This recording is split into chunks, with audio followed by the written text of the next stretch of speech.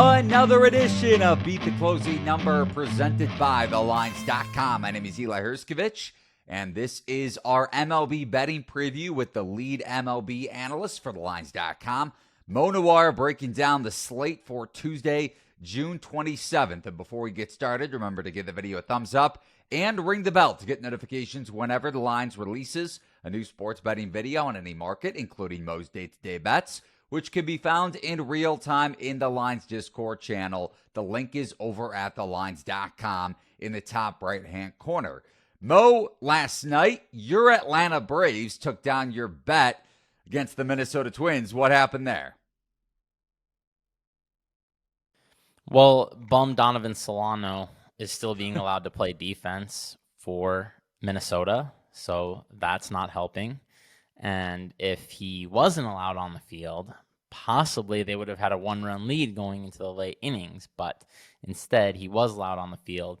And then one of the relievers who has been a real bane of my existence the last few years, Emilio Pagan, came in. And they let Emilio Pagan pitch to Ronald Acuna, and that went about as you would expect. Yeah, as much as you think Solano shouldn't be in the field, I don't think Pagan should be on a major league roster, and especially a major league bullpen. But we digress. On to Tuesday. No Joe Ryan. Twins taking on the Braves tonight, and you are not backing Joe Ryan, at least in this show. Maybe I'll add it in the Discord channel. I know you mentioned that you were debating about the Twins. But first game we're going to discuss, 7:05 p.m. Eastern Time, first pitch. Reds at Orioles. Cincinnati a half game back of the Brewers after the Orioles took the first game in this series last night. And Baltimore 4 games back of the Rays in the AL East. And Orioles as high as minus 154 favorites at Caesars Sportsbook. You could probably shop the best MLB odds over at thelines.com. It is Tyler Wells and his 3.22 ERA, 4.63 FIP. So he is outpitching his peripherals, but his strikeout rate is up 49 percentage points from last season. So a big reason why we've seen an improvement from Wells against Andrew Abbott, who's a lefty. Orioles have had a lot of success against left-handed starters. I'm sure you'll get into that, and left-handed pitchers for that matter. A 1.14 ERA in 4 starts despite a 4.19 FIP, and he's also allowing an extremely low 190 BABIP. So I'm sure the listeners and viewers can tell that you're back in Baltimore. Is the reasoning the same as my logic there? Andrew Abbott is an exciting talent. I don't know if he's a decent major league pitcher yet. He's been incredibly lucky so far.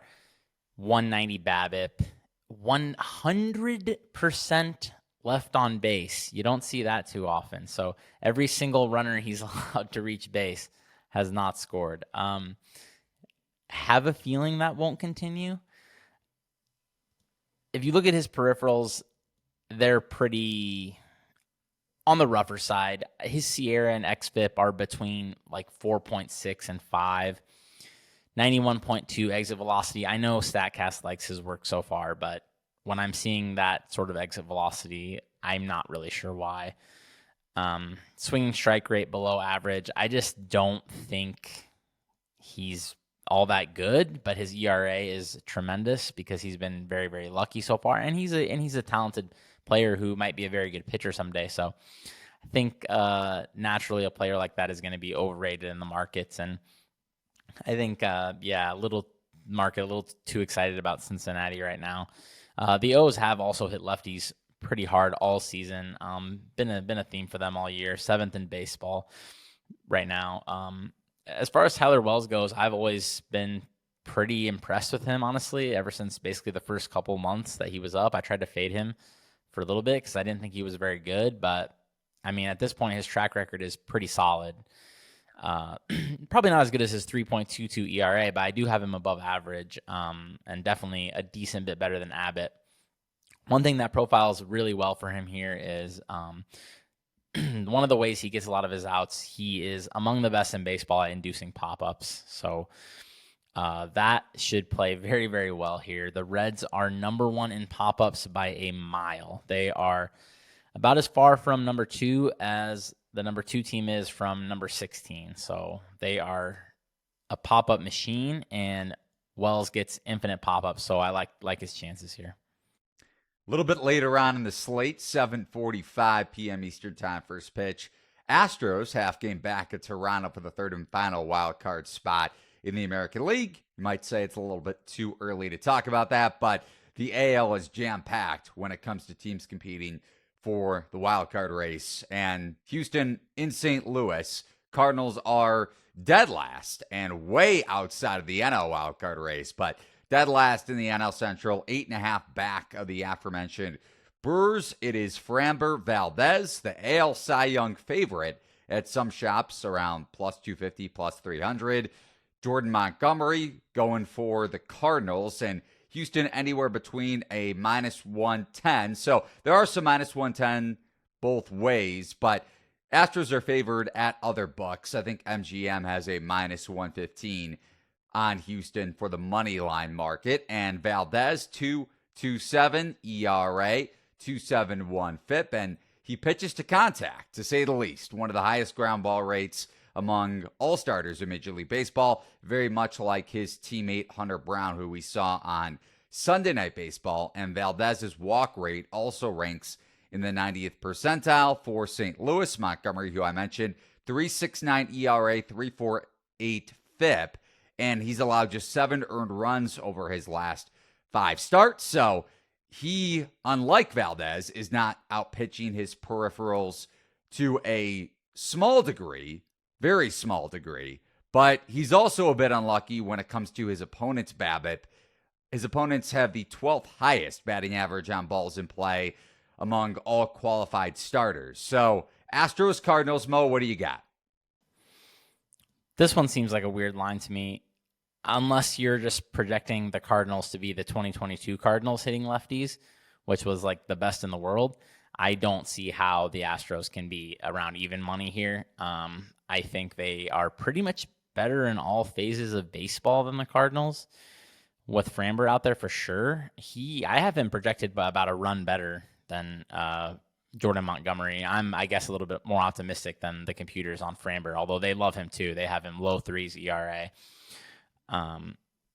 Yeah, the Cardinals, they are elite versus lefty sinkers. They have absolutely creamed them so far this year.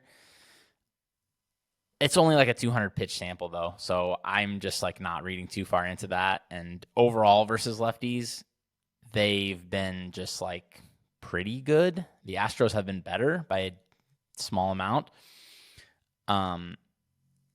They're middle of the pack versus curveballs. They'll see a lot of those versus Framber. Framber's pitching a little different this year. He is throwing a little harder, not getting as many grounders as he used to actually. But other than the fact that the Cardinals have hit lefty sinkers so well, I'm not really seeing anything positive in this matchup for them. And the Astros, with a better offense here, I think, so far for sure, and a much better starting pitcher and a better bullpen, I think, as well. I'm just not sure how they're minus 110. I got minus 115, so you can get a better price now, although it's a little bit of an odd situation this morning. It seemed like there was some ambiguity about who would be starting for the Cardinals, so there was no pitcher listed, and once Montgomery got announced in, the Cardinals got bet immediately, but right after that, Houston got bet back up to right where they were before, so I'm not really sure why anyone would have thought it wasn't Montgomery, because I couldn't really find anyone other than Montgomery was listed. But yeah, I just think that Houston pretty much has edges across the board here and should be a bigger favorite than this. Yeah, I think the debate was not that Montgomery wasn't going to start, but the Cardinals hadn't announced their rotation setup for the series because Jack Flaherty may or may not start on Thursday. I don't think he was going to start today, even if his hip was feeling better. The projected series rotation for St. Louis is Montgomery, Michaelis, and then Flaherty if his hip is okay, because he was supposed to start on Sunday against the Cubs, didn't happen, and if the Cardinals have to push him back on Thursday, then Adam Wainwright is going to start And then it'll probably be Steven Matz, who has pitched better on the bullpen, but still not great. Matz going against New York on Friday. And speaking of the Yankees, New York still owns the top spot in the AL wildcard standings. 9:40 p.m. Eastern Time first pitch in Oakland against the worst record in Major League Baseball, the Oakland A's. Aaron Judge, by the way, big news for the Yankees. Torn ligament in his toe. That was announced over the weekend, I believe, on Saturday. Still no timetable for his return. That isn't breaking news necessarily. Yankees still minus 215 on DraftKings to make the playoffs, plus 180 to miss it, and they are anywhere between minus 135, minus 140 favorites, with Johnny Brito taking on your boy, Pete Blackburn. So if our viewers and listeners didn't catch it last week, how are you betting this game, Mo? That's Paul Blackburn, I'll have you know, sir. There is a Pete Blackburn, though, somewhere in the distance. Anyways, yeah, I'm back on my guy, Paul Blackburn here. I guess I'd be interested in that New York no playoffs, honestly. The AL is so competitive, and I just don't see how New York should be that big of a favorite to lock up a playoff spot in this competitive of a race when their offense has been this bad. They're going to have to figure out how to score a run without Aaron Judge. I mean, it just seems like they keep losing 5-1, and then when they win, it's always 2-1 or 1-0, and it's like working out for them. I don't see how that can just keep continuing, but anyways, yeah, their offense has been really bad without Aaron Judge, and right here, they are facing a far better pitcher, I think, than they're running out there. I mean, Johnny Brito, I have him below average, between below average and replacement level. Like, he's better than replacement level, but he hasn't been so far. I'll say that. Like, I think his decent enough chase rate and his minor league record are enough for me to bump him better than like where he's been, which is around 5, and where the have him projected, but he's still not a good pitcher. And Paul Blackburn might actually be a good pitcher. I mean, he was very good last year, and he's been solid so far this year. He's running a 382 BABIP. I mean, that's pretty much off the charts bad, and he still has a 4.21 ERA. His peripherals are all south of 4, so I think he's just going to keep being a solid pitcher. This year, he is pitching a little different as well. He resurrected his slider, which he like sub 5% of the time through last year, but it's been his best pitch so far. So I guess that's pretty great for him when you can have as good of a season he had last year and then add a pitch that's better than all the pitches you used last year. That's a pretty good sign. So yeah, I had this game as pretty much a coin flip. So I think fire away on the A's at anything plus is good here. I get why the market doesn't want to bet the A's. It's the A's against the Yankees, but I just think if you actually look at these pitchers, there's a pretty big difference in favor of the A's. Now, the problem is going to be what happens when the late innings come up. Once relief pitching gets involved with these two teams, the A's have like the worst bullpen ever. The Yankees have one of the best bullpens. I don't say this very often, but I would consider firing a first 5 bet if you can get a comparable price on the A's, just because the difference in bullpens is that big. And I will say, the A's have gotten bet a little bit. I think they opened around plus 130, just looking at some of the opening numbers, although that may have been a soft opener. So some shops opening these odds for total money line, run line for anywhere on the Major League Baseball slate for today versus when most books open up. Not exactly sure when that number came out, but regardless, there is some action on Oakland for sure, especially because of your reasoning betting against Brito, although backing the A's bullpen is another story for another day, like you also said. And I will say there is a Pete Blackburn over at Bally Sports, and as I used to be a radio producer, I would book Pete.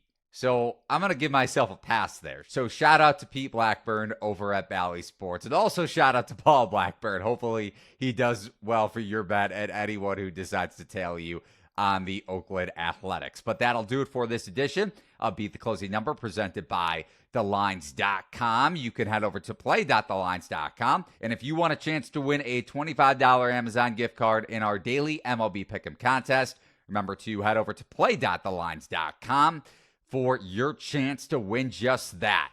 Thanks for watching and listening to another edition of Beat the Closing Number. For Mo and myself, Eli Herskovich, so long, everybody.